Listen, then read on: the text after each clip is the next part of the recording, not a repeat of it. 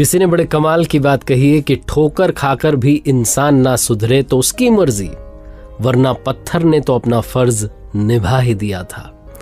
नमस्ते दोस्तों, मैं हूं आरजे कार्तिक। एक बड़ी छोटी सी कहानी एक पक्षी की जो रेगिस्तान में बहुत बुरे हाल में जी रहा था। उसके पंख जो थे वो भी गिर चुके थे। एक ऐसी जगह पर था जहां ना पीने के लिए पानी था, ना वो उड़ कर कहीं जा सकता था, ना कुछ खा सकता था। ऐसा लग रहा था जैसे अपनी अंतिम सांसें गिन रहा था। तभी उसने आसमान में से उड़ते हुए गरुड़ जी को देखा। भगवान विष्णु जी की सवारी गरुड़ जी। आवाज लगाई, प्रार्थना की, मेरी पुकार सुनिए।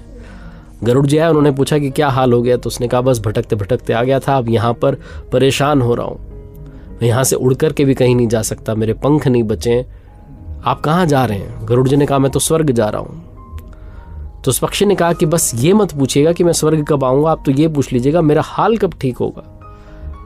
आप मेरे लिए कोई जवाब लेकर के जरूर वापस आइएगा, मैं आपकी प्रतीक्षा करूंगा।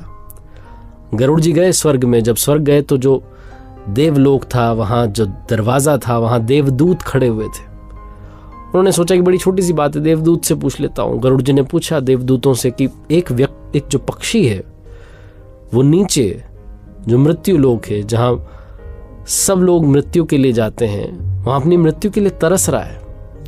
वो पक्षी जिसके पंख नहीं बचा है, वो पक्षी जो अपनी आखिरी सांसें गिन रहा है, ऐसा क्यों हुआ? वो रेगिस्तान में बेचारा उड़ भी नहीं सकता है। देवदूतों ने कहा कि वो अपने जीवन में जो कर्म किए थे उसका फल भोग रहा है। बहुत क्रूर व्यक्ति था, अब इस जन्म में पक्षी बन गया है। जो पुराने कर्मों का हिसाब था, पाप थे, वो सब अब भुगत रहा है। और 7 साल के लिए उसे सजा मिली है। वो मरेगा भी नहीं, लेकिन ढंग से जी भी नहीं पाएगा। गरुड़ जी को दया आ गई। उन्होंने कहा कि अरे बहुत बुरे हाल में है, ऐसा मत कीजिए, कोई तो उपाय होगा। देवदूतों ने कहा बस एक छोटा सा उपाय है, आप उससे कहिएगा कि वो हर हाल में एक ही लाइन जो है बोलता रहे, कि पंक्ति बोलता रहे, भगवान तेरा शुक्र है। गरुड़ जी ने कहा ठीक है। वो जवाब लेकर के वापस धरती लोक आए, मृत्यु लोक आए। और जब आए तो उन्होंने उस पक्षी के पास जाकर के सबसे पहले बताया कि आपको हर हाल में कहना है भगवान तेरा शुक्र है। पक्षी के पास में वैसे भी कोई ऑप्शन तो था नहीं, कोई चारा तो था नहीं। उसने कहा जरूर। गरुड़ जी अपने काम पर निकल गए। 7-8 दिन के बाद जब वापस वहां से निकल रहे थे तो उनकी नजर पड़ी उसी रेगिस्तान पर। वहां छोटे छोटे पौधे उगाए थे, एक छोटा सा तालाब था पानी से भरा हुआ। और वो जो पक्षी था उसके भी पंख निकल आए थे, छोटे छोटे पंख निकल आए थे। गरुड़ जी को बड़ा आश्चर्य हुआ कि कमाल हो गया, 7 साल की सजा थी, 7 दिन हुए अभी तो। फटाफट से वो स्वर्ग पहुंचे। वही देवदूत दरवाजे पर मिले, उनसे कहा कि एक बात बताओ, 7 साल की सजा बता रहे थे, 7 दिन हुए हैं, नीचे तो हाल सुधरने लग गए। देवदूतों ने कहा क्योंकि हमने एक मंत्र आपको दे दिया था, आपने वो मंत्र से बता दिया होगा भगवान तेरा शुक्र है। जब वो पक्षी उड़ने के प्रयास में गर्म रेत पर गिरता तब भी कहता भगवान तेरा शुक्र है।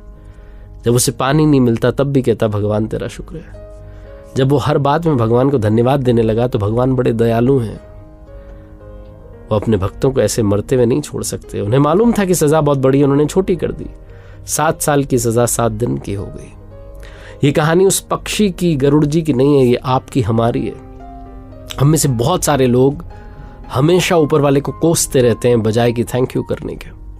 अगर आप अपनी लाइफ का पॉजिटिव एस्पेक्ट देखना शुरू करेंगे, आप समझना शुरू करेंगे कि मेरे जीवन में बहुत कुछ है जो बहुतों के जीवन में नहीं है, तो मुझे लगता है कि शायद आप अपनी लाइफ में खुशियां ऐड करते जाएंगे। और मान लीजिए आपका सर दर्द हो रहा है, तब भी आप कहते हैं कि भगवान तेरा शुक्र है, सिर्फ सर दर्द ही हो रहा है, बुखार नहीं आया। तो भी आप लाइफ का एक पॉजिटिव एस्पेक्ट जो है उसे देख रहे होते हैं। जीवन में सकारात्मकता का साथ कभी मत छोड़िए, क्योंकि जो उम्मीद का साथ छोड़ देता है, जिंदगी उसका साथ